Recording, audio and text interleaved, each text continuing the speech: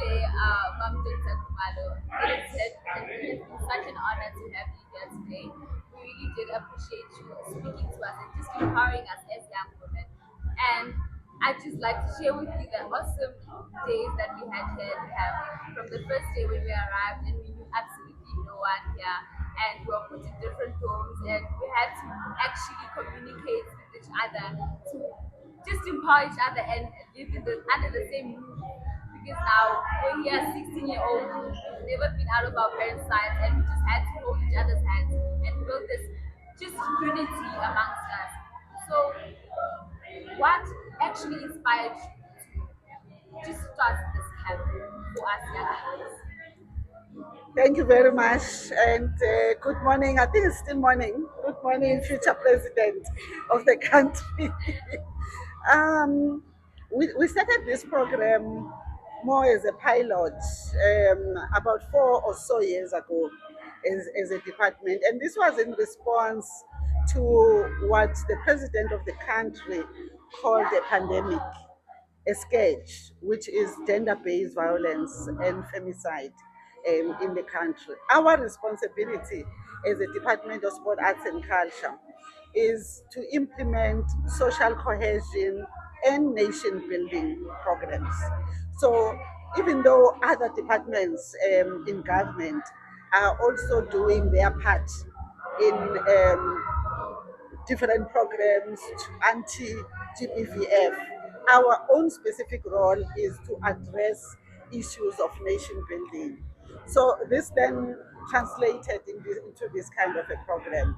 But initially, it was we were with survivors of gender-based violence. I remember that particular program. We had a participation of young women who came and they shared their experiences.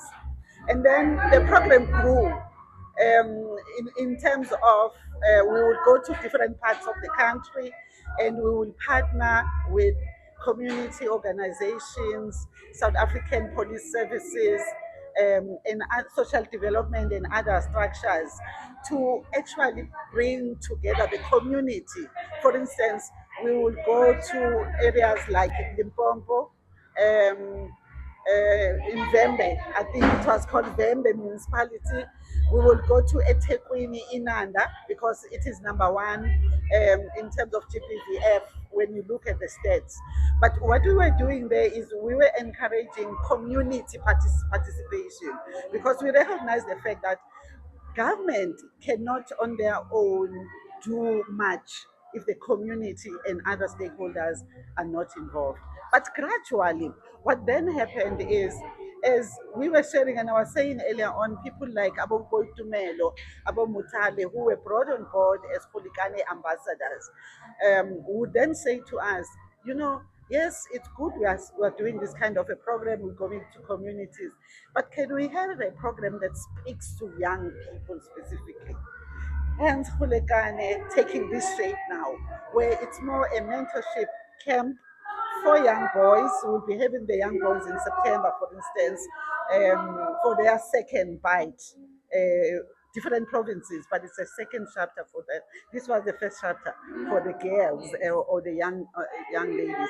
And from the feedback that we are getting, we think we are on the right trail because I was speaking earlier on and I was saying the, the challenge with GBVF is that it happens in a private space.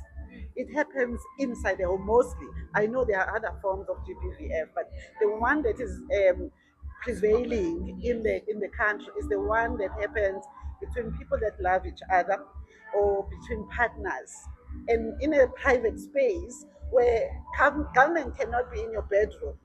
However, if we inculcate this culture that says no to GBVF from the young ages of people like you who can still think outside the box, we think we are on the right trail as government.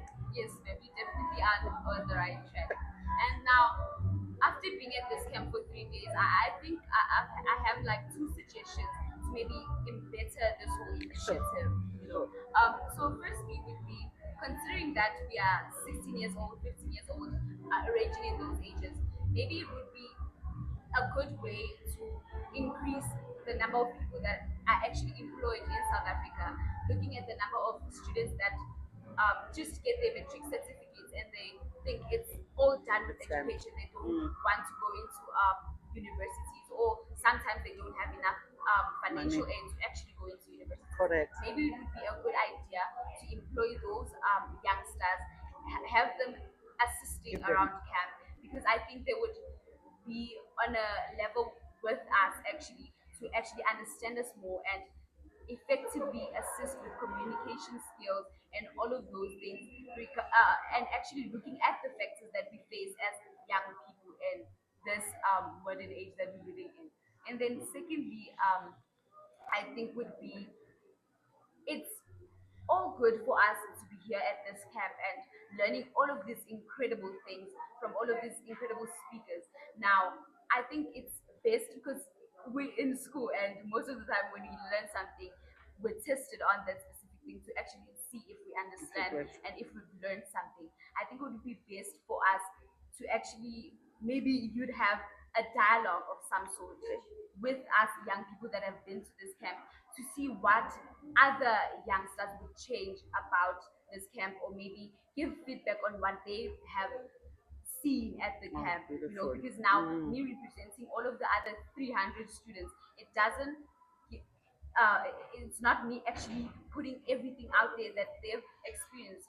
But now, if we actually have a dialogue, maybe with the boys as well, and Okay. try to see how we can build a way forward for all of us, because we are the future leaders of this country, and we have to live in harmony together for us to actually build South Africa, with me as the future president. Yeah, thank you, Miss President. No, indeed. I want to acknowledge those recommendations that you are making. I think, first of all, you are talking about giving employment opportunities to young people.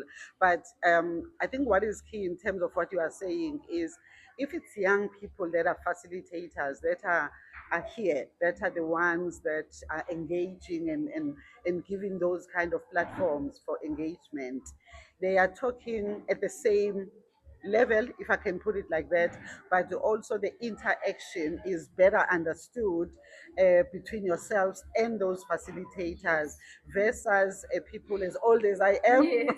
who is coming from a completely different space in terms of background and obviously experiences differ completely. So I agree with you, and I like that recommendation. Secondly, the one of the we were saying earlier on in the session, when we implement programs in government, we get asked by our oversight committees, oversight structures like Parliament, what's been the impact? Yes. Why would you continuously every year do these kind of programs? What's the impact? In other words, has GBVF immediately decreased just because you've had these particular camps? And it doesn't work like that. It doesn't work like that when it comes to. That's why I was saying these are software. You heard what I was saying. Yes. These are software kind of interventions. And I think for me, your suggestion is saying, last year you had the boys coming to the camp. This year you are having us girls coming to the camp. You need to have a post briefing kind of a session where you bring a few of those boys. There were about 5 of them, if not more, that did exactly the same thing that you did today, who showed leadership. Tears. We witnessed tears from some of those young boys or young men that were here sharing how they experienced the camp.